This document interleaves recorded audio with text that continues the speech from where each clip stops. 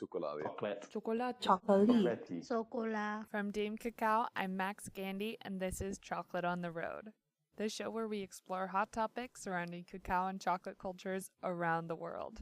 So let's hit the road.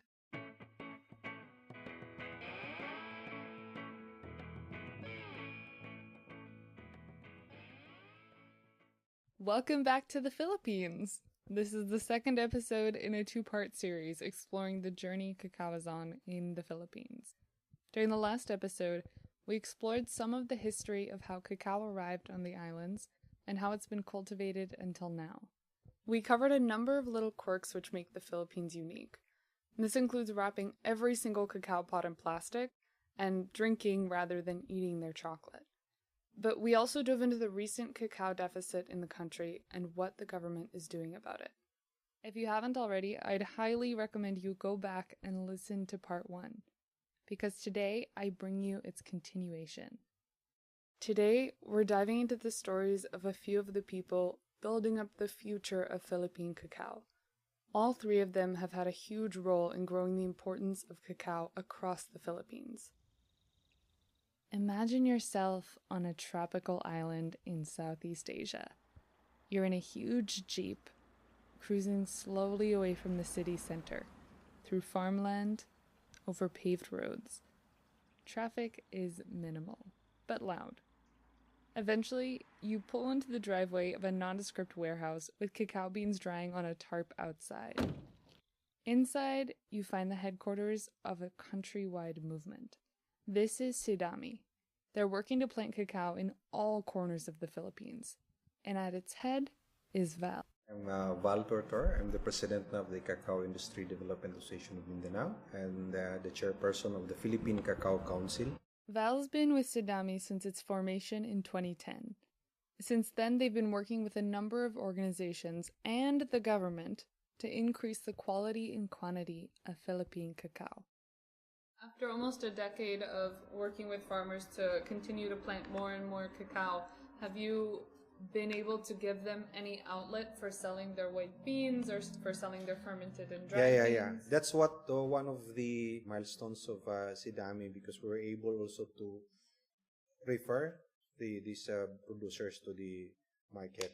And in fact, I think I could say that there are areas where it's a seller's market.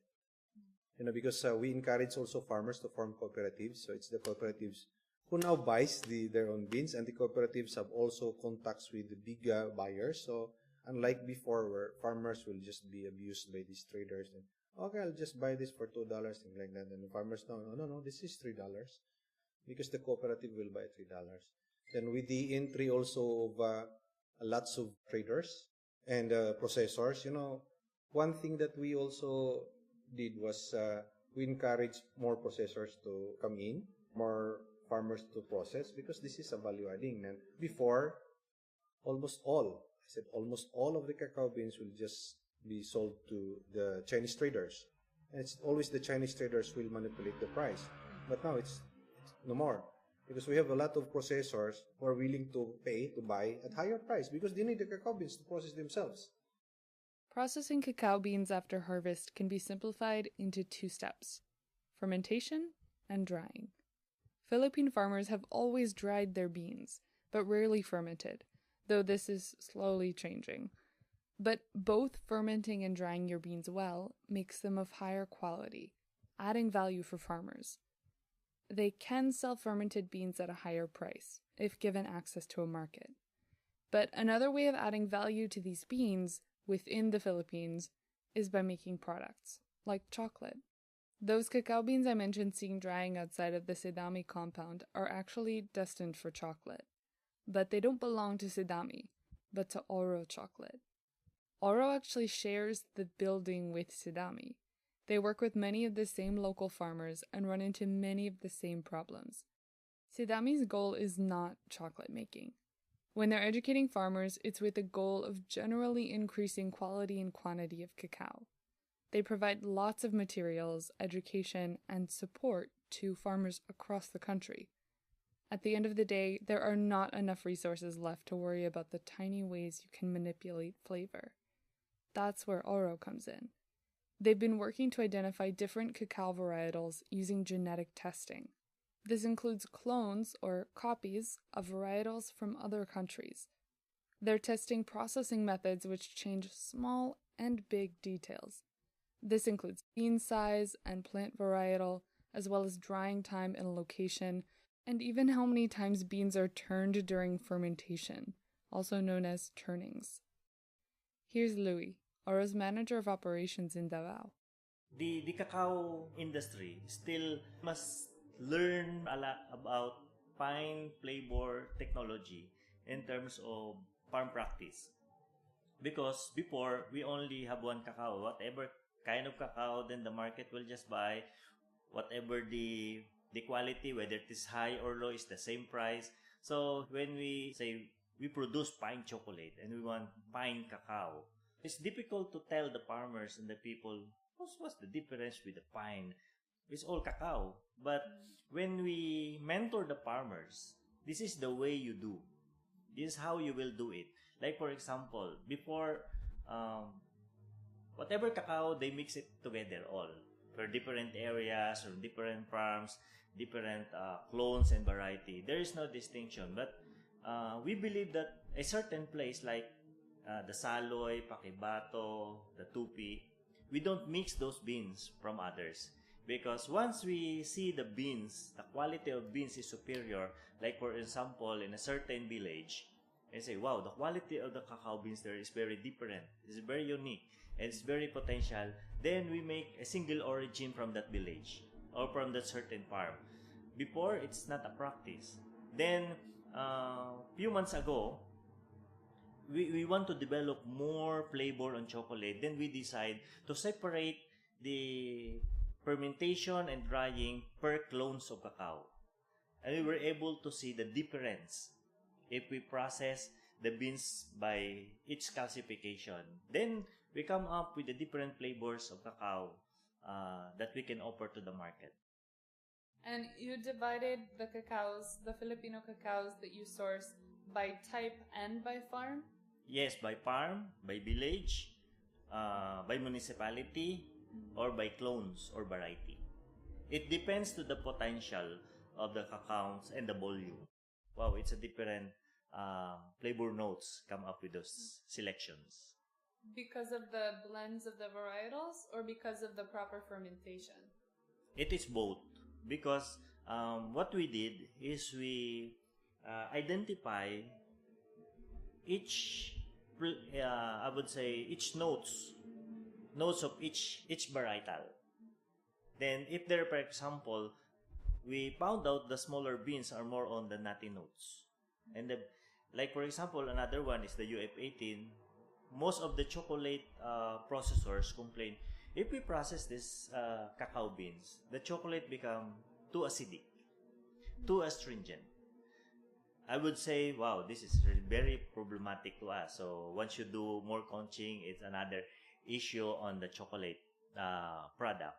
Then what we did is we come up with a recipe for these specific clones, and we are able to produce more fruity notes, and we are able to lessen the acidity by way of fermentation. Like for example, before we are taught to ferment the beans for 6 days.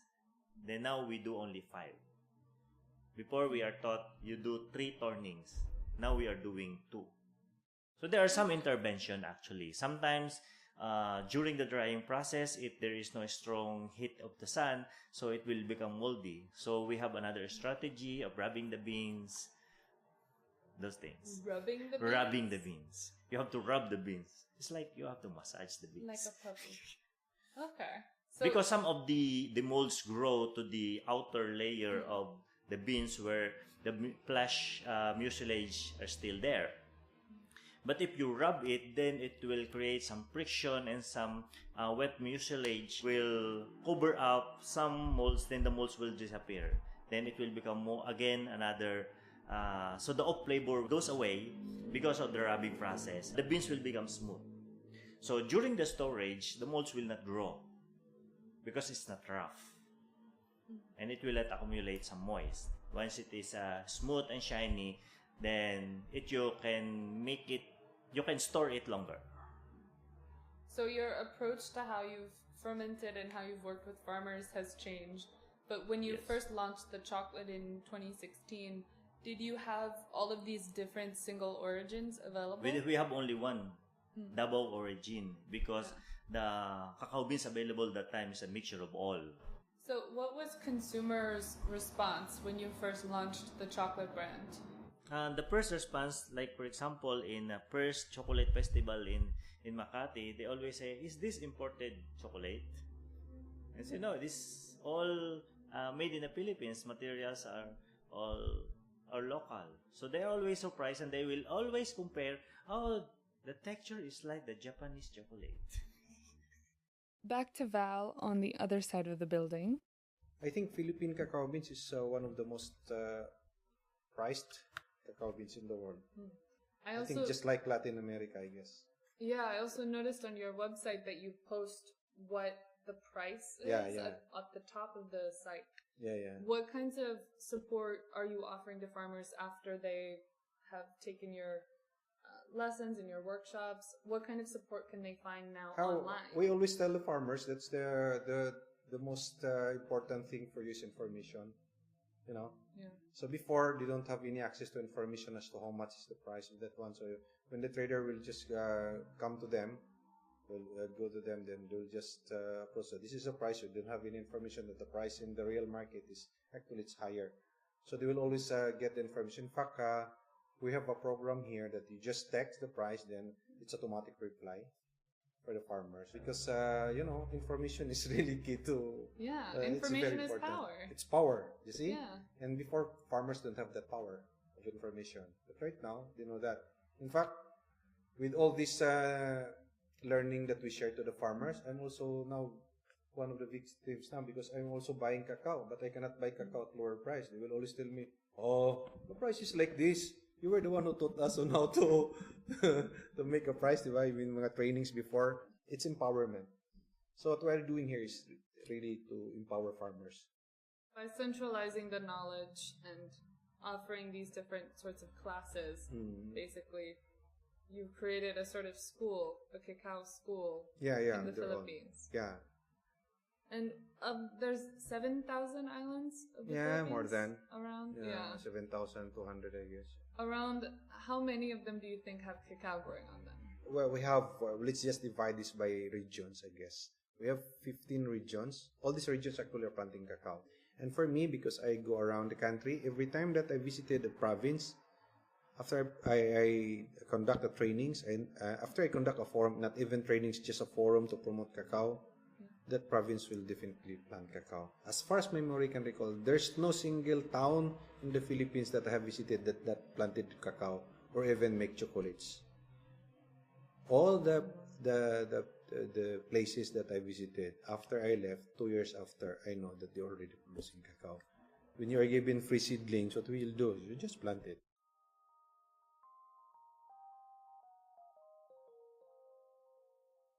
Sidami is now working with farmers across the Philippines. But there's no way they're able to connect with all the farmers who may be interested in and able to plant cacao. That's where the farmers themselves have stepped in. I am Grover Sit, a cacao farmer of Davao City, Philippines. Grover Rosit has been farming cacao for decades, since he married into some land with cacao already growing on it. Did you start off in farming?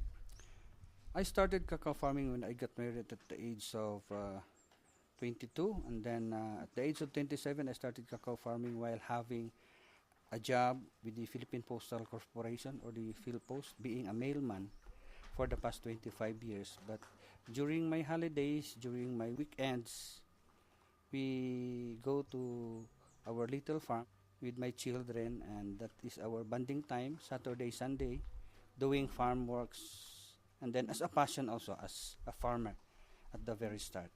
Grover was actually featured in a BBC story a few years back, talking about how he'd transformed his life from postal worker to cacao farmer. But that's not exactly how he sees it. In fact, he worked for the government so long that he earned himself a pension after he retired. He'd always been a farmer alongside being a postal worker. It's just that now he's able to focus only on farming. So what's your daily schedule like? As of now, being a retired government employee of the Philippine Postal, I am more than 8 hours in my farm, and I love it because I love farming. It is my passion, and it's really in my heart. Every morning is to visit some of the plants I have, because I have cacao. 80% is cacao. I have about mangosteen, durian, coconuts, and some cash crops like vegetables. I have also some little small animals. I have chickens, pigs, I have goats, dogs. When he started off farming, with cacao in particular, it was with just one goal in mind. For cacao farming, I am very proud of it because for the past 30 years, all of my 6 children, when I started farming, it is only my hope that I can send all the 6 children to college. It is only my objective that I can send. But the good thing for cacao is, aside from that, I am very thankful that I planted cacao because they have all finished college. And one of my daughter finished the college of medicine. She is now a doctor. So I am very thankful. That's why, as of today, it is now my advocacy to share this good information, the importance of having a cacao in your farm for you to have a bigger income or augment your income for the future of your children. It is now my advocacy. I have now shared my cacao experiences in Luzon, Visayas, and Mindanao. Every month I will be having my seminar there for the farmers to know the good thing for cacao. This is how Grover's empire started. As a farmer in the Philippines, he just wanted to be able to give his children the opportunity to choose their own path. And he did. And it was such a profound realization for him that he started running seminars on cacao farming across the country. Is this situation very typical in the Philippines, to be able to put your kids through college on a farm? If you really, most of the farmers in the Philippines have not really made their children go to college. Maybe today they can let the students go to college because we have now the tertiary free tuition fees. But still, farmers could not afford to give their children even the allowances for the college, their allowances. So, if ever these farmers wish to plant cacao, I am sure that they can send their children to college, and that they can even have an extra earnings that would develop their farm, develop their houses. If you are a cacao farmer, do not limit yourself into seeds, just seeds, and then sell the dried beans or fermented beans to traders. Do not limit that as a farmer. Do not be a farmer at all times. Instead, make yourselves an agripreneur. While Sidami largely advocates for planting and processing more cacao, Grover advocates doing more with that cacao. Sidami has some resources for adding value to cacao, but Grover goes even further. Cacao can actually be successfully grown alongside existing crops on most farms, especially coconut farms, which are plentiful in the country. So Grover advocates using and adding value to all of those crops. But first, make your farm nice. Whatever you do, you make nursery, you make tableya, you make chocolates, you make wine, you make vinegar, and then when they visit the farm still look good, it is fruiting, it is very well managed. Whatever things you do in farming, everything will just follow if your farm is really good.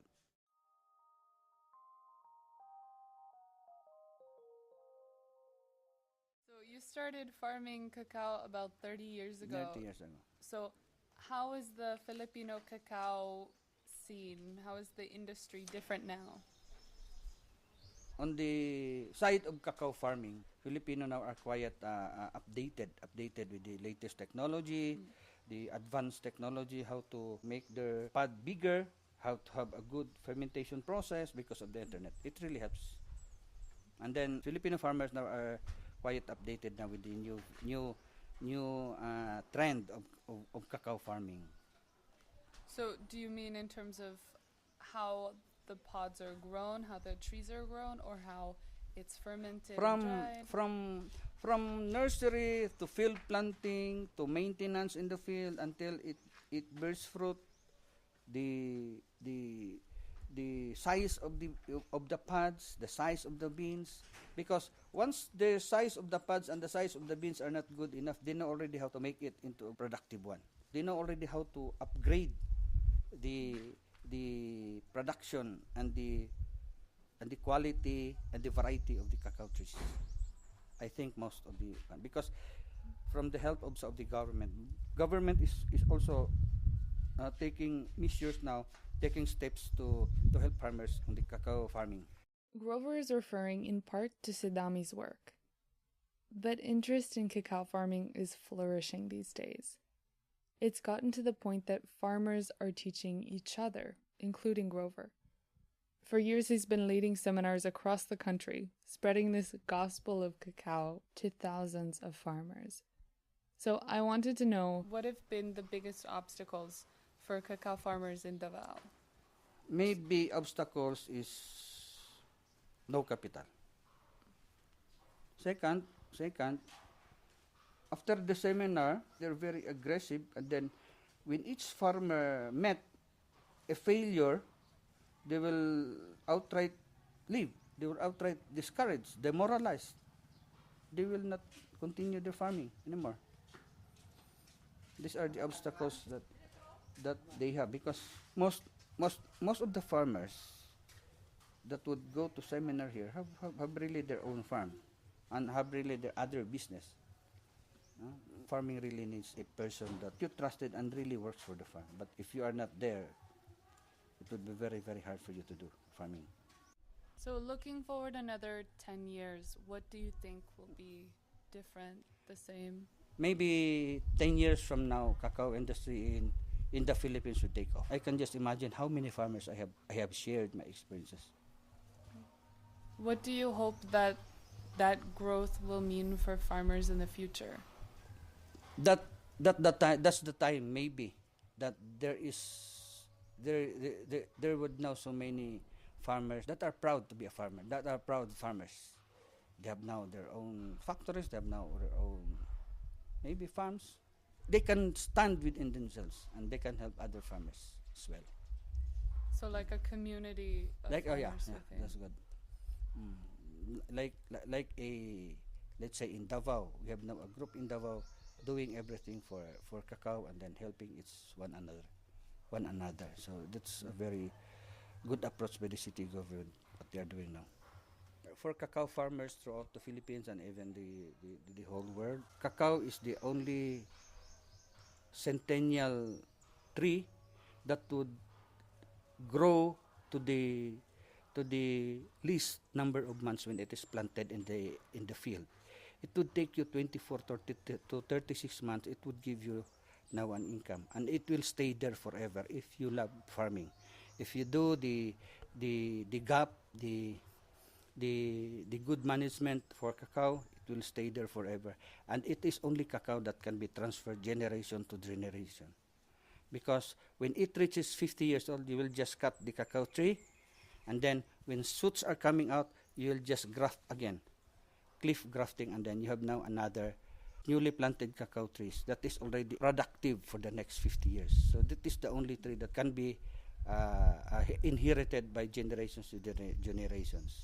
The process of that is rejuvenation. It is only cacao that can be rejuvenated. And then throughout the world, all the people in the world are eating chocolates, but few of us are growing cacao. We are just few countries that are growing cacao. So it is our privilege, or we are loved by the Lord that our land is feasible and viable for cacao farming.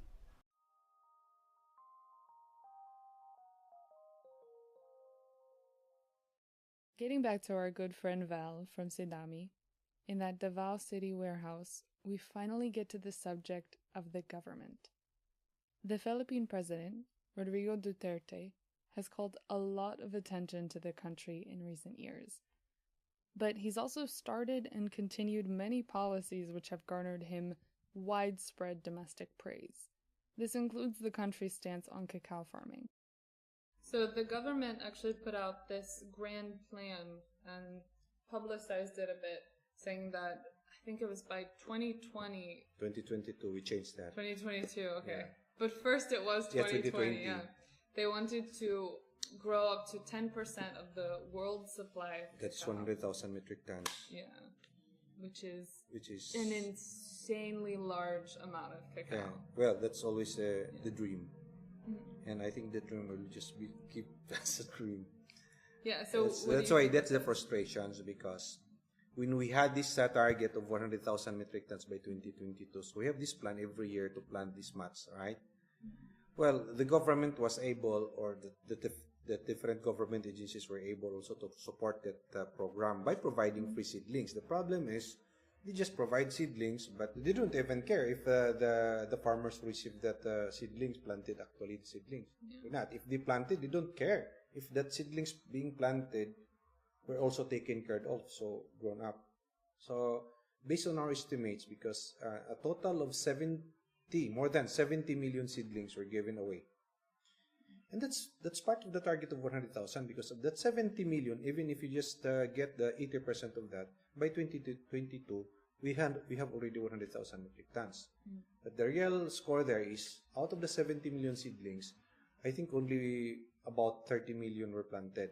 And about that 30 million that's being planted, I think only less than 20 million are productive. So the 10 million are not even part. They're not yet fruit bearing until now. They've been there in the soil, in the land, for more than 2-3 years, but it's not. They're not. The plants are not yet bearing fruits. Why? Management, everything. So farmers' reason is they don't have money to fertilize. Well, that's always the case. Reason, because they're always asking for. So I think there's a problem somewhere in the implementation. As expected, Val was frank about the obstacles to achieving these government goals. After a decade, he has his reasons for tempering his optimism in such a way. What volume of fermented and dried cacao, or just dried fermented? It's safe to say that it's less than 40% fermented. Yeah, that's true. So see, over the 8 years, that's part of my frustration. We've been telling them to ferment, it's like that, but you know, the reality in the ground also is that how can one farmer ferment his beans, her beans, if they will only harvest 5-10 kilos? You cannot ferment with 10 kilos, you see? You know, for every harvest, you can only get 5, 10, or maybe 20 kilos for small farms of half hectare or 1 hectare. And these are the common size of areas of land of the farmers, small farmers. So what we taught them is for them to come up with an association. But they're not doing that, you know, they're not doing that, so they cannot ferment. So what is the total volume in the in the Davao region? Our estimated volume is somewhere between 6,000 metric tons.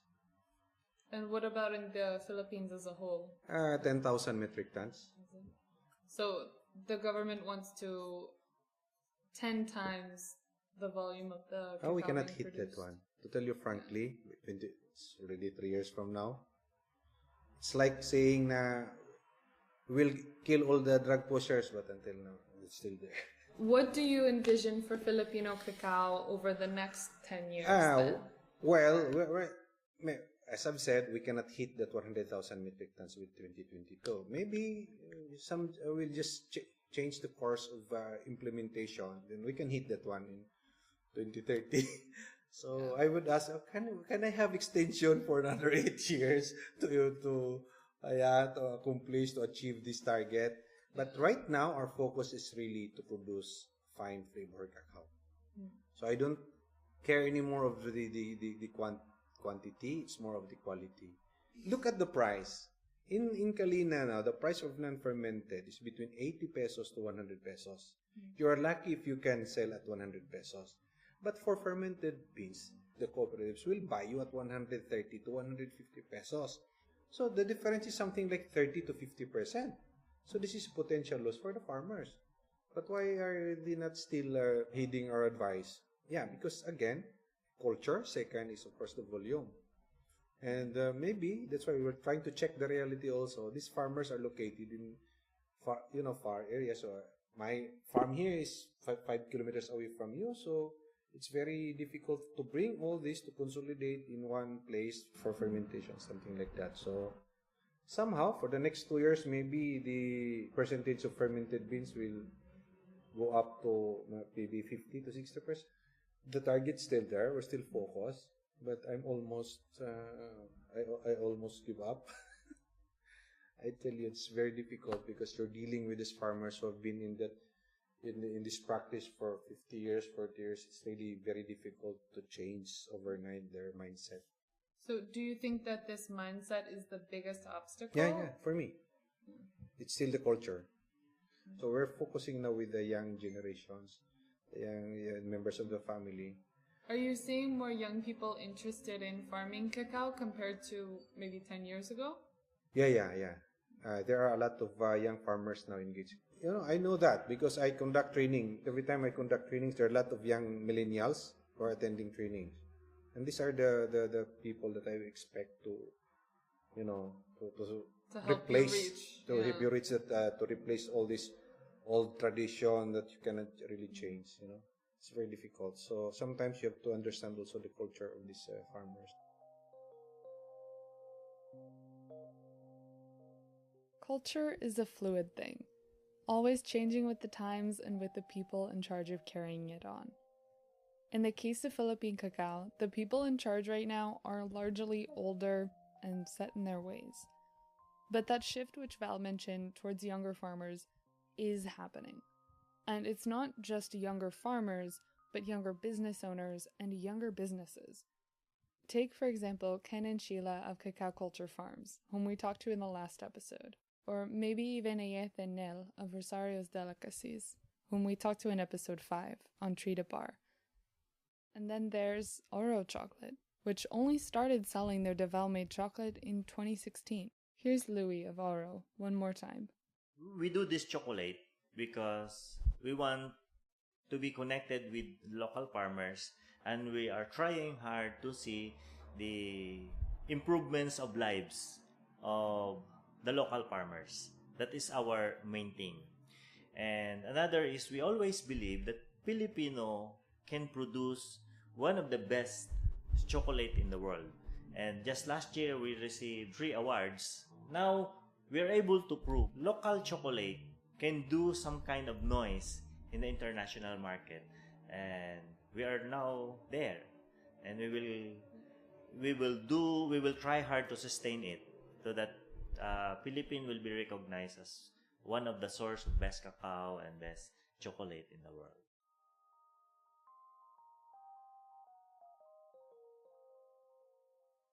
So much of what I was expecting from the Philippines was simply based in my own false assumptions and my own history with cacao. From what I'd learned, cacao's natural progression was from raw beans into chocolate. Aztecs used to drink cacao, but that had seemed to fade from popularity. It didn't seem to have as much of an impact as eating chocolate does. Yet in the Philippines, chocolate is this whole other substance, underrepresented in its own right, but not the common endpoint. Tableya is the clear dominator in the Philippine cacao industry. And even though so many people are working to make great Philippine chocolate and other cacao-based products, that's not going to change. At least, not anytime soon. Tableya is a small but important part of the Philippine identity. So while its flavor and even its ceremony may change over time, it is in no danger of being replaced. In fact, after my trip, I have so much tableya left that I may even have to take some on the road.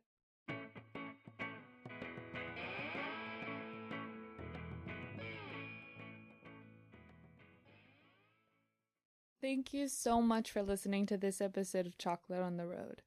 If you liked it, please subscribe, rate, and review the show on iTunes and share it in any way you see fit. Your support means so much, as it really does keep me motivated. It is my absolute pleasure to be able to share these stories and experiences and perspectives from all over the world.